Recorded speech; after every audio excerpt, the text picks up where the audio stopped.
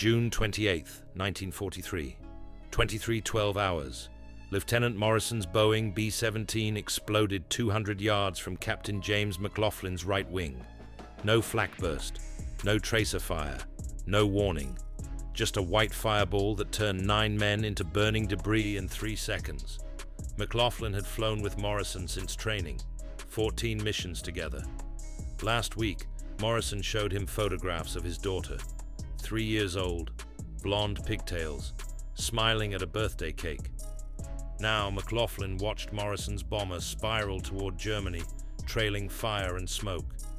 In the ball turret beneath McLaughlin's aircraft, Sergeant Ray Martinez was screaming into the intercom. "They are coming straight at us. How are they doing this?"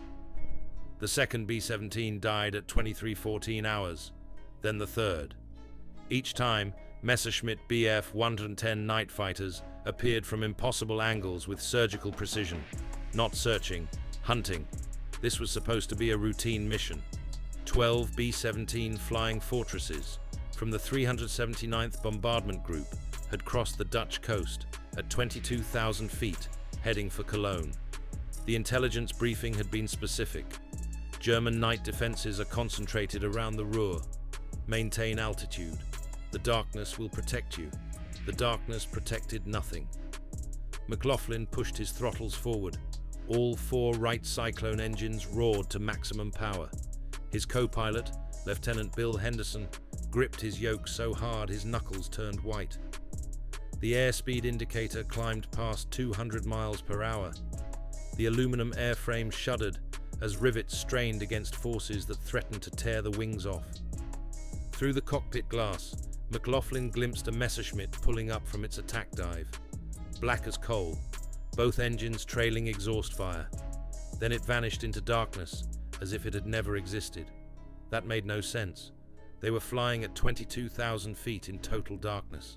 Cloud cover obscured the ground. No moon tonight. The Messerschmitt had not been searching.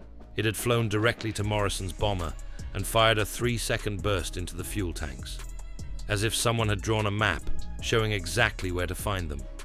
McLaughlin's radio operator, Sergeant Eddie Kowalski, shouted over the intercom, "Skipper, I am picking up weird signals, high-pitched, multiple frequencies. They are sweeping us." The 4th bomber exploded at 23:18 hours. Lieutenant Chen's aircraft, the entire nose section vaporized in a white flash. 10 more men dead. The formation commander, Major Thomas Bridges, made the call every bomber pilot dreaded. His voice crackled through McLaughlin's headset with flat calm. "All aircraft, break formation. Independent navigation to Rally Point Baker."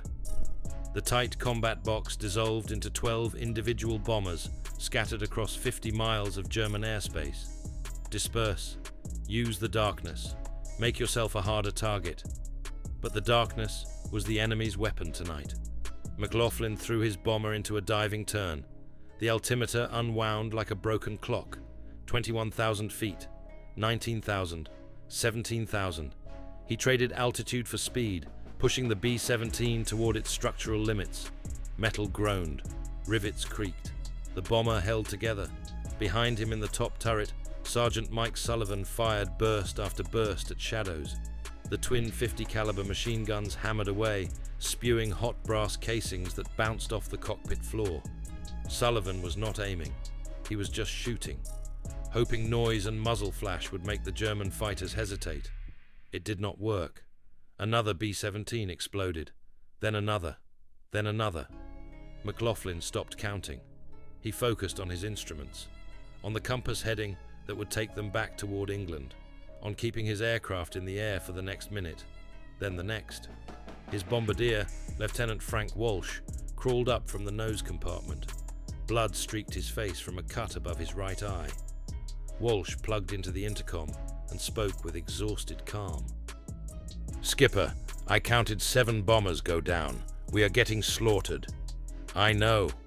How are they finding us?" McLaughlin had no answer. He had flown missions over Hamburg, Berlin, the Ruhr Valley. He understood flak, understood searchlights, understood visual fighter tactics. But this was different. The Messerschmitts were being guided with precision, that suggested technology the intelligence briefings said Germany did not possess. McLaughlin's B-17 crossed the Dutch coast at 01:47 hours. The North Sea stretched dark and empty below. Just silence and the steady drone of 4 engines that had run at maximum power for 3 hours straight. 5 other bombers from his group made it back to England. 6 aircraft out of 12. 72 men had taken off from Kimbolton that evening. 27 landed. 45 men were dead, captured, or floating in the North Sea. The debriefing at Kimbolton began at 0400 hours in a Quonset hut that smelled like coffee and cigarette smoke and exhaustion. Intelligence officers asked questions in flat voices. Enemy fighter types, Messerschmitt Bf-110, visual contact before attack, none. Captain Daniel Price, the group intelligence officer, set down his pencil. He had been analyzing bomber losses for 8 months, but the numbers from tonight made his stomach clench. Captain McLaughlin, Price said quietly, "You are telling me German fighters found your formation at 22,000 feet in total darkness, with no searchlights and no flares?" "Yes, sir." "And your radio operator picked up unusual signals?" "High-frequency sweeps, like radar, but not like anything we have encountered before." Price made notes. This was the 3rd mission in a week where bomber crews reported German fighters operating with impossible accuracy. Something had changed. Some technology that Allied intelligence did not understand. After McLaughlin and his crew stumbled to their barracks, Price walked through the pre-dawn darkness to the operations building. He placed a secure telephone call to London, to Bomber Command Headquarters. The call connected at 05:23 hours. Price identified himself and delivered his report. "Sir, we lost 6 B-17s tonight over Cologne. 58% casualties. The Germans are using something we do not understand. And if we cannot figure out what it is, we are going to lose this air war." 3 floors below London street level, in an office lit by a single desk lamp, Dr. Reginald Victor Jones set down his telephone and stared at the reconnaissance photographs covering his wall. He was 31 years old, Cambridge educated, Assistant Director of Intelligence Science for the British War Office. His job was to predict German weapons development before it killed Allied soldiers. Jones had been tracking something for months. Intercepted radio transmissions mentioning a device called Würzburg. Reconnaissance photographs showing strange antenna installations near German cities. Reports from bomber crews about unusually accurate night fighter intercepts. But he had no physical evidence, no captured equipment, just dead air crews, and a theory that Germany possessed precision tracking radar far more sophisticated than anything Allied intelligence expected. Jones pulled a file from his desk. Inside were photographs of a German installation on the French coast, near a village called Bruneval. The images showed a parabolic antenna, roughly 10 feet in diameter, mounted on a concrete platform, surrounded by barbed wire, guarded by Wehrmacht troops. British scientists had analyzed the photographs and concluded it was probably an early warning system. Interesting, but not critical. Jones disagreed. His conclusion was simple and terrifying. The Bruneval installation was precision guidance radar, technology that gave Germany decisive advantage in the air war. He had briefed his superiors, had presented analysis to skeptical Air Ministry officials, had argued that bomber losses would become unsustainable unless someone figured out exactly how German radar worked. They had nodded politely and done nothing, because Jones was asking for something impossible. He wanted to steal a German radar installation, actually steal the physical device, dismantle it, ship it to England. Getting close enough would require paratroopers who could fight through German defenses, dismantle complex electronics under fire, and escape before reinforcements arrived.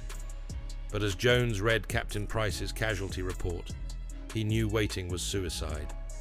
Young men would keep burning in shattered aircraft until someone figured out how German night fighters achieved supernatural accuracy.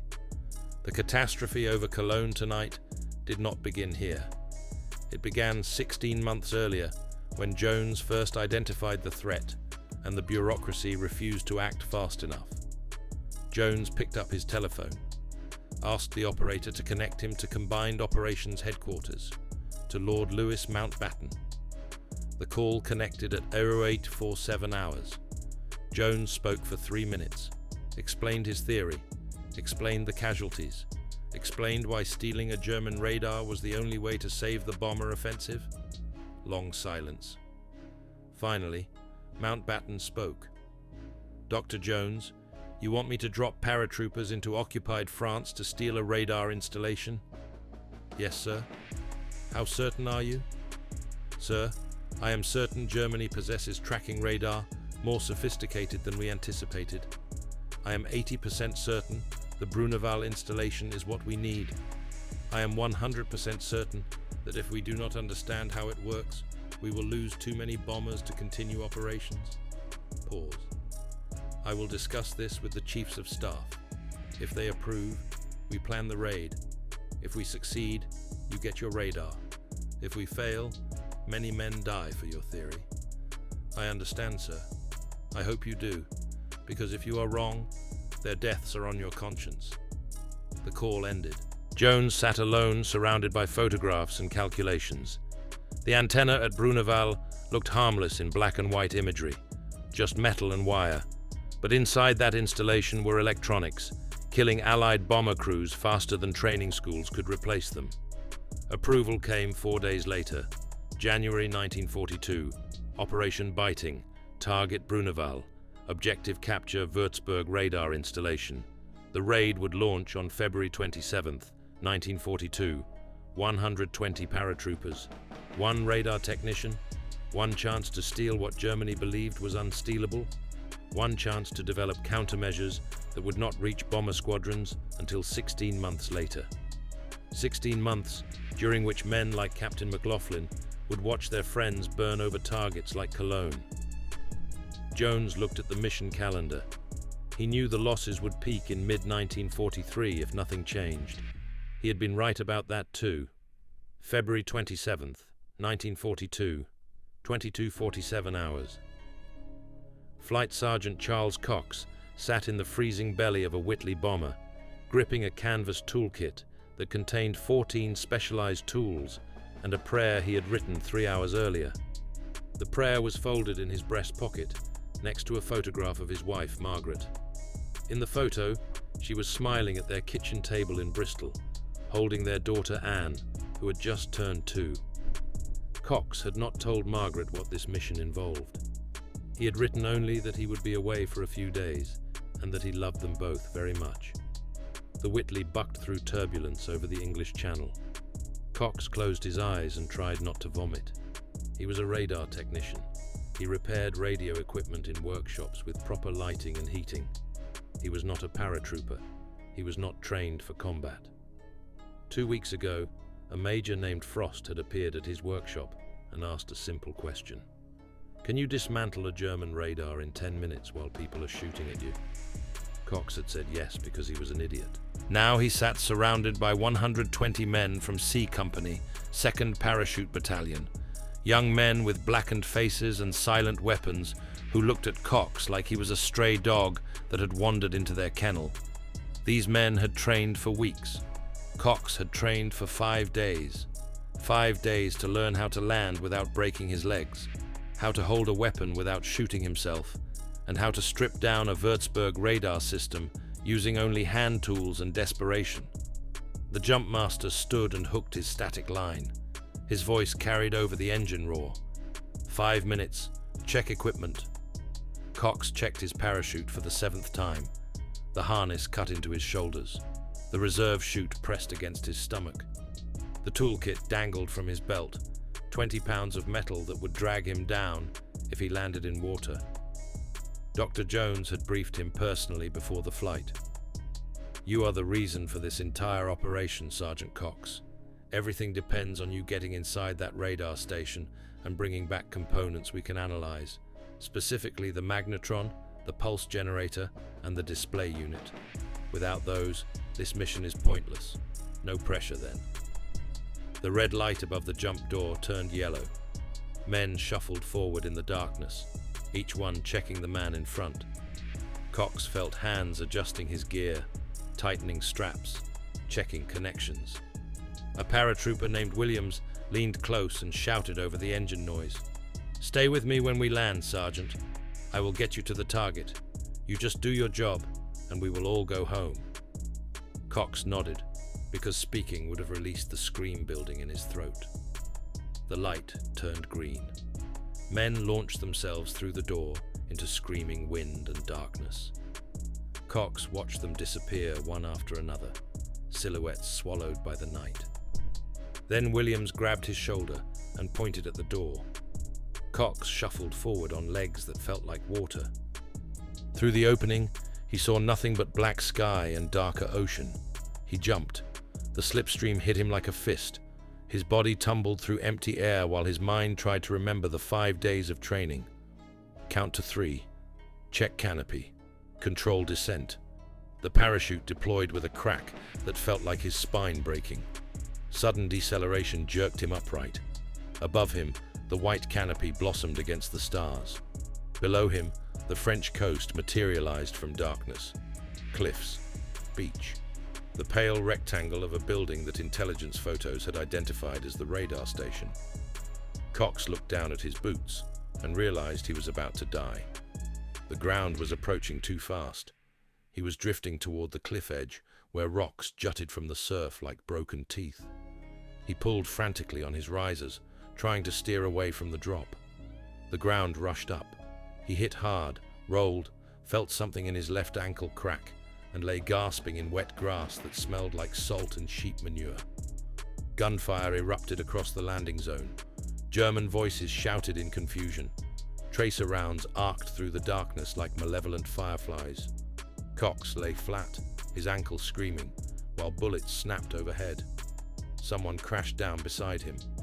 Williams. The paratrooper was already moving, unhooking his chute, checking his Sten gun. He grabbed Cox and dragged him behind a concrete post that marked some forgotten boundary. "Can you walk?" Cox tested his ankle. Pain, but not broken. "Yes." "Then we move. Now." They ran through darkness toward the radar station. Around them, the battle unfolded in brief, violent snapshots. Paratroopers rushing a machine gun nest. Grenades flashing white against the black sky. A German sentry turning toward Cox, raising his rifle, then crumpling as Williams fired a 3-round burst from his Sten. The radar station sat 200 yards from the cliff edge, surrounded by barbed wire and sandbags. Through the wire, Cox could see the Würzburg dish, a 10-foot parabolic antenna mounted on a concrete platform. Even in darkness, it looked beautiful, elegant, the product of brilliant engineering and thousands of man-hours. Cox was about to destroy it with a crowbar. Major Frost appeared from the darkness, his face streaked with mud and someone else's blood. "Cox, the perimeter is breached. You have 10 minutes before German reinforcements arrive. Get inside and get what you came for." The door to the transmitter building was locked. A paratrooper named Davies solved this problem by shooting the lock off with his Thompson submachine gun. The door swung open, revealing a room lit by the red glow of vacuum tubes and the green phosphorescence of a radar display screen. Cox stepped inside and forgot about the pain in his ankle, forgot about the gunfire outside, forgot about Margaret and Anne and the prayer in his pocket. He was looking at the heart of the German radar system that had been killing Allied bomber crews for months. The equipment that Dr. Jones needed. The technology that would save thousands of lives if Cox could steal it in the next 10 minutes. He opened his toolkit. The Würzburg receiver occupied an entire equipment rack. Vacuum tubes glowed like amber eyes. Cables snaked between chassis. Warning labels in German covered every surface. Cox pulled out his wire cutters and started disconnecting the magnetron, the critical component that generated the radar pulses. Without it, British scientists could not understand the frequency ranges Germans were using. Behind him, Williams stood in the doorway, firing controlled bursts at German soldiers trying to reach the building. Spent brass casings bounced across the floor. The room stank of cordite and hot electronics. Cox's hands moved automatically, following procedures he had memorized during 5 days of frantic training. Disconnect the power supply. Remove the mounting screws. Lift the magnetron carefully, because dropping it would shatter the vacuum seal and make this entire mission pointless. Wrap it in cloth. Place it in the canvas bag. Move to the next component. The pulse generator sat in the lower chassis. Cox knelt and started removing screws. His fingers were shaking. The screws kept slipping from his grip. He forced himself to slow down. Slow is smooth. Smooth is fast. That is what the training instructor had said before Cox demonstrated that he could not move slowly when people were shooting at him. Outside, the gunfire intensified. Someone screamed. Cox did not look up. He focused on the screws, on the cables, on the delicate electronics that represented years of German research. Each component went into the bag. Magnetron, pulse generator, cathode ray display unit, amplifier stages, even the instruction manual that someone had helpfully left on the control desk. Cox, we need to go. Frost was in the doorway now, his face urgent. German trucks approaching from the village. 2 minutes. I need 3 minutes. You have 90 seconds. Cox grabbed his crowbar and started prying circuit boards from their mounting points. Finesse was over. This was demolition work now. He ripped out anything that looked important and stuffed it into the bag. Vacuum tubes, resistors, the oscillator assembly, a strange coil that might be the antenna feed. His bag was bulging now, 40 pounds of stolen German technology. Then he saw the crystal, a small rectangular component mounted in a shock-resistant housing near the transmitter output. Cox knew what it was. The frequency control crystal. The component that determined exactly what radio frequency the radar used. Without it, the Germans could change frequencies and render any British countermeasures useless. But the crystal was bolted into place with security screws that would take 2 minutes to remove properly. Cox did not have 2 minutes.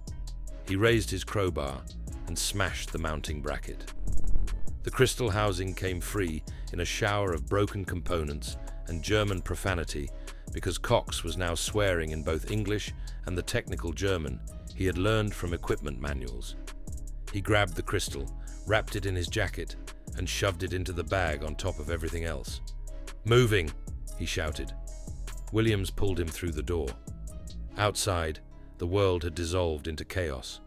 Tracer fire crisscrossed the compound.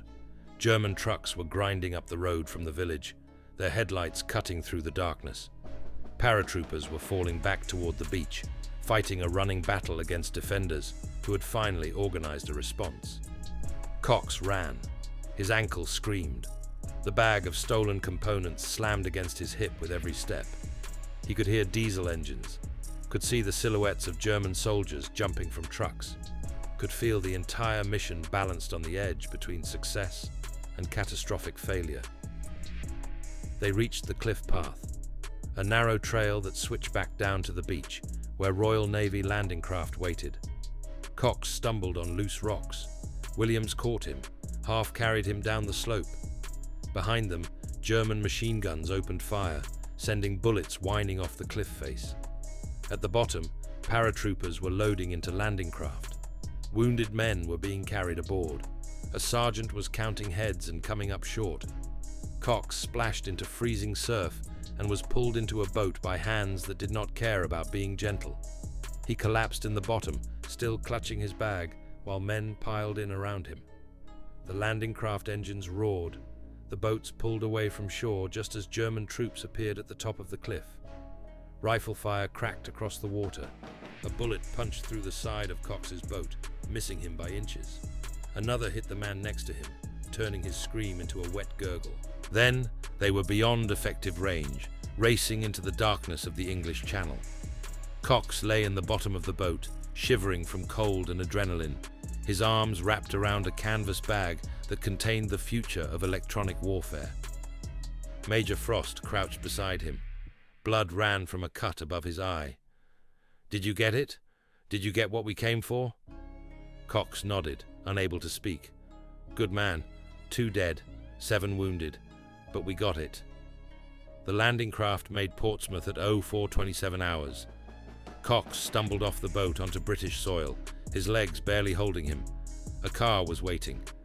Men in civilian clothes took his bag with an urgency that suggested they knew exactly what it contained. One of them was Dr. Reginald Jones. Jones opened the bag and pulled out the magnetron, held it up to the dock lights. His hands were shaking. This is it. This is the Würzburg transmitter. Sergeant Cox, do you understand what you have done? Cox shook his head because he was too exhausted to understand anything. Jones smiled for the first time since Cox had met him. You have given us the key to saving the bomber offensive. With these components, we can determine the exact frequencies the Germans are using. We can design countermeasures. We can jam their radars or deceive them. You have potentially saved thousands of lives. Cox thought about the 2 paratroopers who had died getting him to that radar station. Thought about the 7 who were wounded. Thought about Margaret and Anne waiting for him in Bristol. He looked at the magnetron in Jones's hands, a piece of German technology that looked like nothing more than a fancy vacuum tube. Men had died for it, and thousands more would live because of it. When can we use it? Cox asked. Jones's smile faded. That is the problem, Sergeant. We need to analyze these components, understand how they work, design countermeasures, test them, manufacture them in quantity, get them to operational squadrons. That process will take months, perhaps over a year. How many bombers will we lose in a year? Jones looked away. Too many. Cox sat down heavily on a dock cleat. His ankle throbbed. His hands were cut from prying circuit boards. He smelled like cordite and blood and failure. Because even though the mission had succeeded, men would keep dying while scientists analyzed the technology he had stolen. Captain McLaughlin would watch his friends burn over Cologne. Thousands of young bomber crews would face German radars that could track them through darkness, and there was nothing Cox could do to make it happen faster. Jones put a hand on his shoulder. The work starts now, Sergeant, and thanks to you, we have a chance.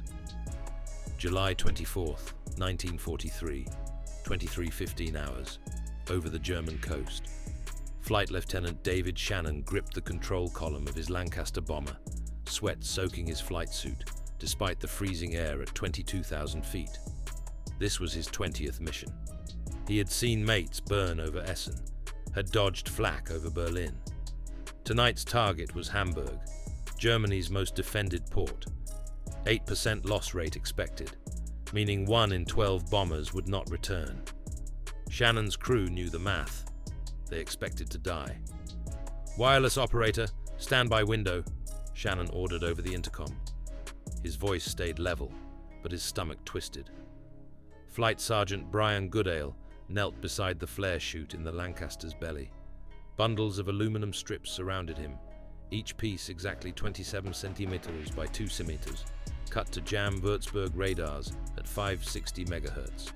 90 bundles total, 180,000 strips. Goodale tore open the first package. The metallic smell hit him like tin foil in his teeth. Releasing window, 1, 2, 3. Strips fluttered into the slipstream, glittering like deadly snow under moonlight. Below, at a Würzburg radar station outside Hamburg, Lieutenant Klaus Hoffmann stared at his screen in horror.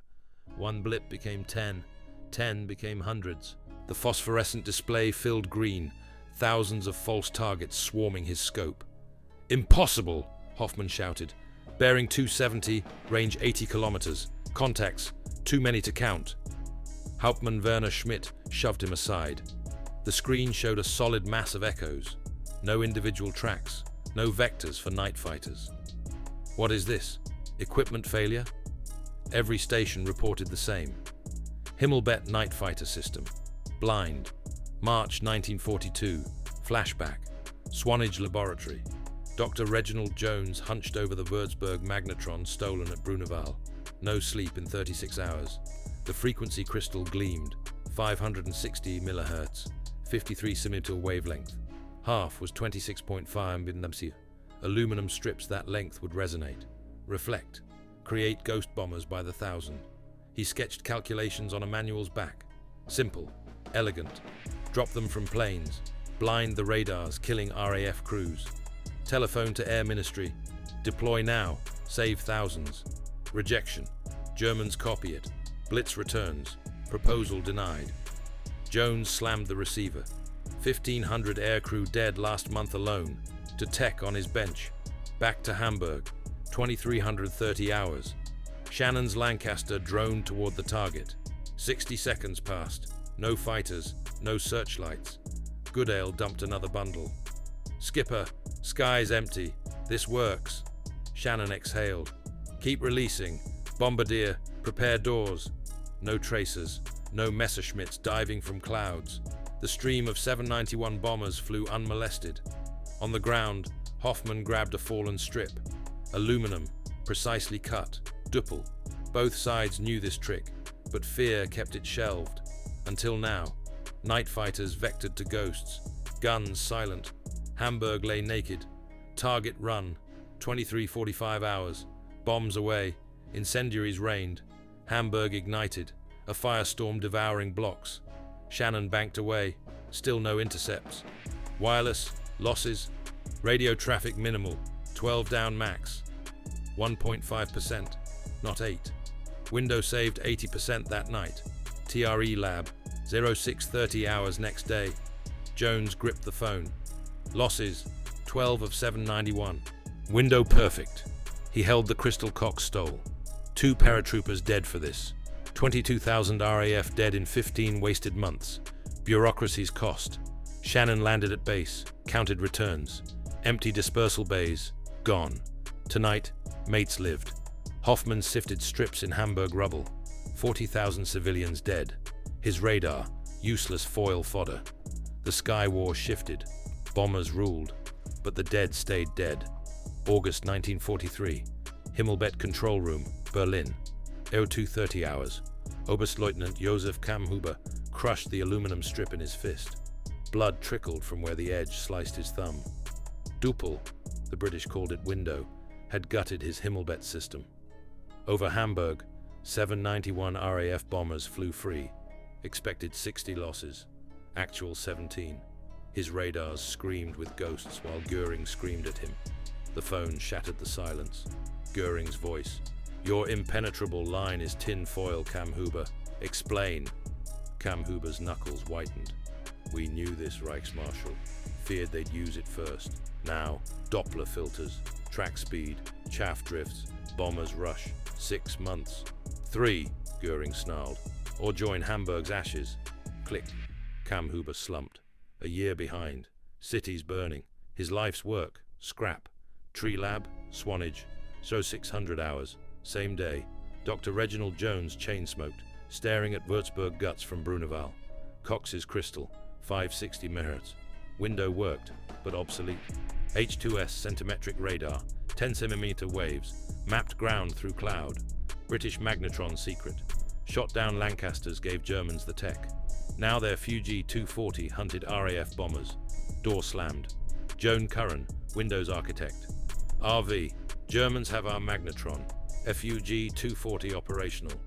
Jones exhaled smoke. Predictable. We steal. They copy. Cycle restarts. Curran dropped a file. Intercepts. Kammhuber's panicking, but they'll adapt. Rope chaff for their new frequencies? Jones nodded. Deploy tomorrow. Then Mandrel jammers. They'll sniff Monica warnings. We'll spoof Flensburg. Endless. She lit her cigarette from his. How many die in the gaps? Jones crushed his stub. Too many. Always. September 1944. Lancaster Shadow. 20,000 feet over Ruhr. Flight Lieutenant David Shannon's hands trembled on the yoke. 47th mission. Window bundles gone. Rope now for Liechtenstein SN2. Mandrel hummed, jamming Freya. H2S glowed. Rivers snaked below.